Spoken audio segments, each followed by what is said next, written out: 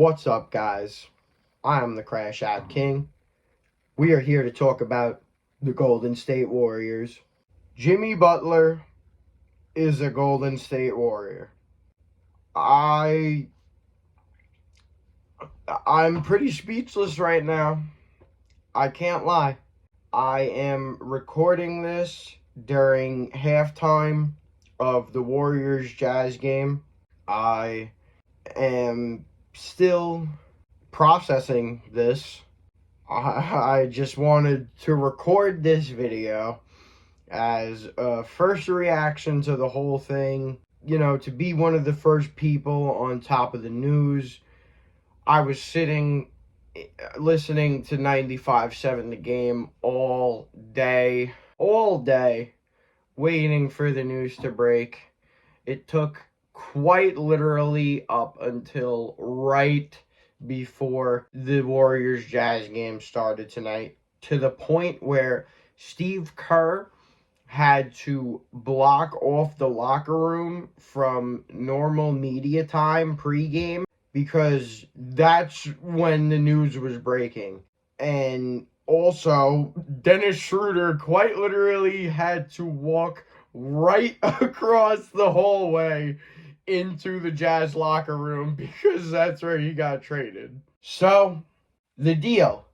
The Warriors receive Jimmy Butler, and they are shipping Andrew Wiggins. Yes, Andrew Wiggins to the Miami Heat. Schroeder to the Utah Jazz. Kyle Anderson is on his way to Toronto, and Lindy Waters III is also on his way out. And we also gave up next year's first round pick. Now, I can't lie, I was one of the people who was preaching that I didn't want Jimmy Butler. He's old. I was one of the people preaching that I didn't want anybody who was old. I thought that we needed to trade for a young star who wanted to be a Golden State Warrior going into the future.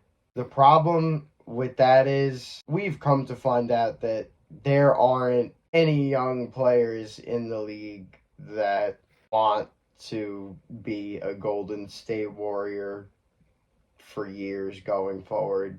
We aren't exactly the free agent or even trade destination that we thought we were, because I don't know if you guys heard, if you're a real Warriors fan and you aren't living under a rock, right before this Jimmy Butler thing came back into fruition today, Kevin Durant was scheduled to make a reunion with the Bay. The media strung us along for a whole day and a half, making us believe that Kevin Durant was coming back to the Bay. And then news randomly breaks today. Shams Charania reports Kevin Durant wants absolutely nothing to do with a reunion with the Golden State Warriors, and that he will go as far as working with Phoenix to get him somewhere else other than the Golden State Warriors. As a real Warriors fan who loved Kevin Durant back in the day, still love Kevin Durant, never said a bad word about him during his tenure. I literally have his finals jersey upstairs. I am taken back by that. I'm kind of hurt by Durant not wanting to come back to that much of a degree. It stings. It does. And it really shows you that we aren't the destination that we think we are. A couple of days ago, Jimmy Butler said that he wasn't even willing to sign an extension with Golden State. Now, granted, he did. I will tell you guys that does make this a much better deal, considering he already signed an extension along with the deal. It was part of the agreement. So it's not just a up in the air, is this a half-year rental? He re-signed. But even him at first, he said, I am not going to sign an extension with the Golden State Warriors.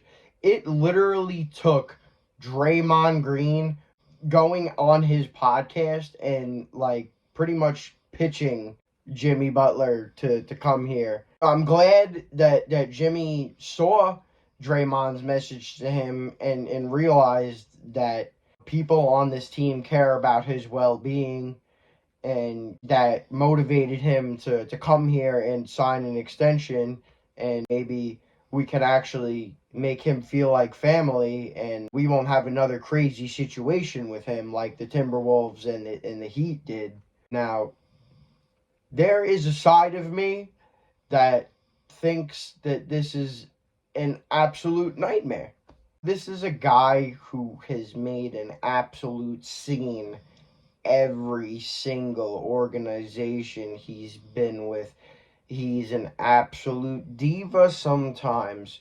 And the Warriors organization is a very professional, high standard, prestigious organization at this point. We don't tolerate childish games like that. We cannot have Jimmy Butler coming over here and bringing all of that baby stuff with him.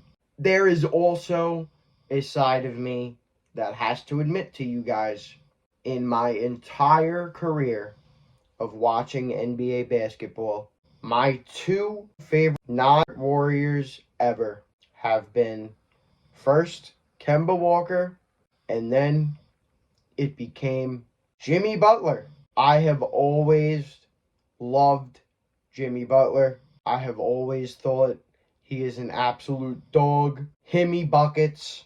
After watching his performance in that 2020 finals, I remember rooting for him, the underdog. There is another side of me that can't help but love Jimmy Butler on this team, man. I'm on the fence right now. And I know everybody else would have been significantly more pissed off if the Warriors didn't make a move at all. So don't even start. Another reason I love this deal is because I want to thank Andrew Wiggins for absolutely everything he did for this organization, helping bring us another championship in our dynastic run. Andrew Wiggins, you are a Warrior for life. You're an all-star here. You're a champion here. You're a Warrior. We will love you forever, and your name will go down in history in the Bay. Seeing your redemption story this season and you get your stride back and come back into form has been one of the most inspiring things for fans like me and probably players even watching. But there's a business side of this. Andrew Wiggins was also a pretty big problem for the Warriors the past couple of seasons. And I think now that he got his trade value back up and you have the chance before it possibly becomes too late again, Mike made the decision to deal Wiggins while his value was high. He was on that gigantic 4-year, huge contract that if the Warriors have hopes of paying Jonathan Kuminga and signing a free agent this offseason, they had to get rid of that money. Plain and simple. We love Andrew Wiggins. We're not taking anything away from him, but you had to dump that contract for the sake of the future. Speaking of the future, this is another thing I love about this trade. When I saw the Warriors post that they were on the way to Utah, and one of the only players in that post that was wearing a Golden State Warriors hoodie proud while all the other players on the team were trying to show off with their stupid little designer outfits. That was Jonathan Kuminga. And he is the future of this team. I'm one of those guys. I'm going to be making a video about it. Jonathan Kuminga is the future of this team. Bang. There you go. This trade shows that the Warriors are all in on Jonathan Kuminga as the future of this team, and he will be paid this offseason. Another guy's contract you got rid of in this deal that had some money behind it was Kyle Anderson. So Mike Dunleavy Jr. is doing a lot of work to free up cap space on this team to pay Jonathan Kuminga and bring in a free agent. Mike Dunleavy Jr. made the effort to actually do something with an injured DeAnthony Melton who was out for the season. Actually made something out of that. Brought Dennis Schroeder in and made him a part of this deal. Listen, I know there's a lot of pissed off Warriors fans right now. I agree to a certain degree, but we would have been so much angrier if Dunleavy did nothing. I think Dunleavy has been doing everything he possibly can in his power to do everything he can for this team to win and to please the fans. This guy can't lift a fucking boulder up over his head like 5150, bro. Like, he is doing everything he can. He is showing that he is making the effort. And he even has gone as far as going against Steve Kerr's word with this trade. I don't know if you guys have been in the loop, but not too long ago, Steve Kerr reported that he was doubtful about how Jimmy Butler would fit within the locker room, and the Warriors weren't interested in Jimmy Butler anymore a couple of weeks ago, a few days ago even. Now, all of a sudden, Jimmy Butler is on his way to Golden State as I speak. So, Dunleavy Jr.